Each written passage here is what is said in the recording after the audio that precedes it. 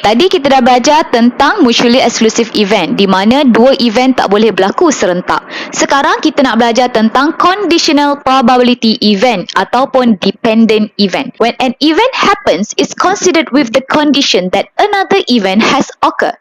Maksudnya dekat sini, event itu berlaku kerana dipengaruhi oleh another event yang telah berlaku. Contoh, dalam kelas kamu ada 15 orang. Dalam 15 orang ni ada 8 orang perempuan, 7 orang lelaki. Katalah dalam 8 orang ini yang balik raya 2 orang. Okey, dalam 8 orang ni 2 orang je balik raya. So 6 orang perempuan ni tak balik. Dalam lelaki ni pula 3 orang balik raya. Kalau saya kira probability untuk female, saya akan cakap 8/15 sebab saya ada 8 orang female, total student 15, betul tak? So saya akan dapat probability of female adalah 8/15.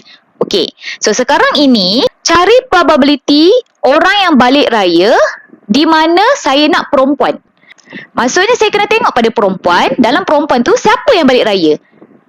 Saya bukan nak cari probability of perempuan. Saya nak cari probability yang balik raya. Given perempuan, event yang balik raya itu dia dipengaruhi oleh perempuan. Sebab saya nak perempuan yang balik raya. Total space saya adalah saya tengok pada perempuan. So dalam 2 orang ni, 2 orang je balik raya kan? 6 orang tak balik raya. So 2 orang per dengan 8 orang. So jadi probability of balik raya given perempuan adalah 2/8. Itu masuk dependent event. Saya boleh cari probability orang balik raya. Tengok, total ada 5 orang kan? 5 out of 15. Betul tak? Kalau saya nak cari probability of balik raya. Tapi sekarang ini, probability of balik raya ni, saya nak bagi condition yang lain. Di mana saya nak perempuan saja. Siapa perempuan yang balik raya? Cari probability dia. So, saya pun buatlah 2/8. Maksudnya, condition dekat sini, probability of raya itu, dia dipengaruhi oleh perempuan. So, event itu dia di-effect by other event. Contoh lagi dia bagi kat sini, event that a girl is chosen knowing that the students wear spectacles ataupun removing card without replacement. So, macam mana nak cari dependent event ni ataupun conditional event ni? So, kita ada formula. Formula dia adalah probability of A given B sebenarnya sama je dengan probability of A intersect B over probability of B. Macam mana awak nak hafal? Dekat atas ni sentiasa intersection A dengan B. Yang kat bawah ni follow ini. Follow yang hujung ni. Okay, so sama tengok. Yang bawah ni follow hujung ni. Kat atas sentiasa intersection. It doesn't matter A intersect B atau B intersect A. Cuma yang beza yang kat bawah ni je. Bawah ni yang follow kat belakang ni.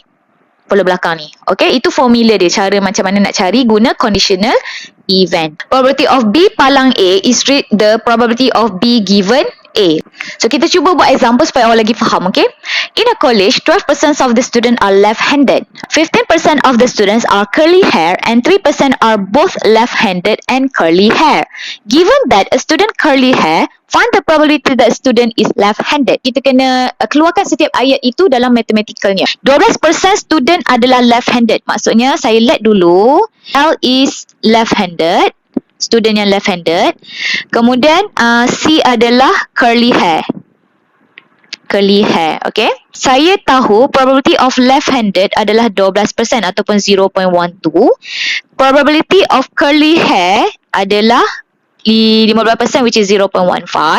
Sekarang both left-handed and curly hair. So maksudnya probability of L intersect C which is 0.03 ataupun 3% kan.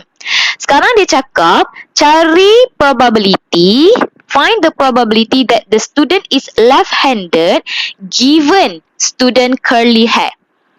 Okay, so kalau kita tengok dia punya ayat dia, probability tu duduk di depan. So selepas probability apa event dia? Left-handed. So L duduk depan, given palang. Selepas given apa event dia? Curly hair. So letak C, curly hair. Macam tu. Itu cara tulisan dia. Kita nak tulis dalam bentuk conditional P, probability, okay. Kemudian bracket. Okay, yang ini, yang first ni adalah event yang selepas perkataan probability. So, tengok. Ini probability. So, event dia adalah left-handed. Okay. So, L. Kemudian palang. Palang maksudnya given. Okay. So, lepas itu adalah apa? Event yang selepas given. Given, event dia apa? Curly hair. So, letak kat sini, curly hair. C. Okay. So, probability of L given C sebenarnya sama je dengan probability of L intersect C over probability of C. Sebab yang ingat kat atas ni sentiasa intersection, yang bawah ni follow yang ini. Okay. So, daripada sini kita nampaklah L intersect C adalah 0.03. Probability of C adalah 0.15. Okay, so kita just tekan je calculator. So kita dapat sini nilai dia adalah 0.2. Untuk yang B ini, dia cakap, what is the probability that a left-handed student also curly hair? Maksudnya dekat sini, dalam left-handed student, okay, berapa probability yang curly hair? Probability of curly hair given left-handed. So dia nak suruh cari probability dalam left-handed student di mana dia adalah curly hair. So that's why kita cari probability of curly hair given left-handed student. Okay. So kalau ikut sini dia adalah probability of L intersect C over probability of L. So probability of L intersect C adalah 0.03. Probability of L adalah 0.12. So kita just tekan je calculator. So kita dapat sini nilai dia adalah 0.25.